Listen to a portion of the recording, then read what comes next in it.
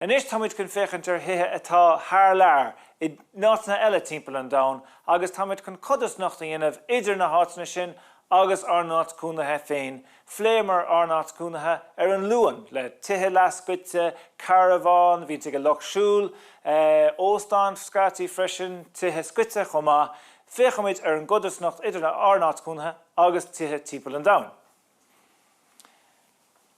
An chéad áit cónaithe haspána me anseo ná an chéine. Is plód cheantar an áit seo, agus tá sé in átar bhenim cibéire.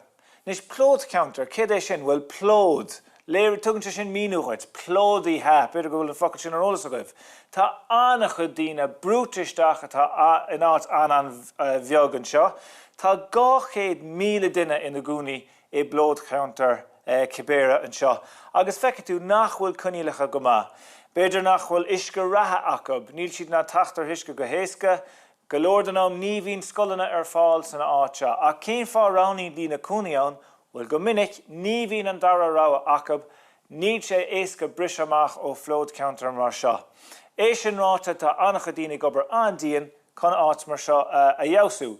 Úsáidann siad éonar de tá timpeall orb chun na tithe atá acu a thógáil, agus bíonn siad an a bhródúil as a deach cónaithe. Bíonn siad ansásta daoine bhealaisteach agus cuireadh go theachtarsteach an. An dara cheannaí is muid inis ná in Ecuador. Nis is tacha seo atá in aice le dúfar na Amazóine. Agus feictú gúil na crín agus tá dúfar le feicáil taobh hir. Nis cén chuí dógann siad san áidithe, bhfuil úsáidann siad na rudaí na hachfaní nádúrtha tá timpeall orb. Mar hampla Tithe, a gur nó féirtírim, a gur an díon, úsáidann siad bambú, úsáidann siad aimmuid, úsáidann siad rud a bit tá timpeall orb chun an tacha thógáil.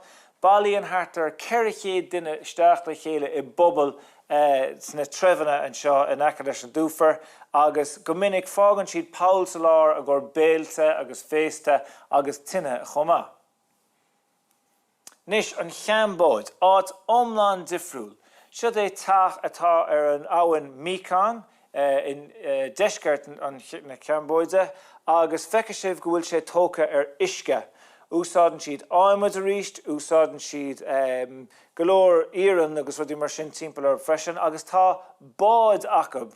Go hiondúil bíonn carna aganne ach úsáidann siad san báid. Cén fá mar úsáidann siad na báid chun chuilead a dhéal. Dílann siad éisc, bíonn margaí acab ar an abhainn chomá, agus tin siad bhála go dtí na tithe seo agus iad tócha ar abhainn, an simúil.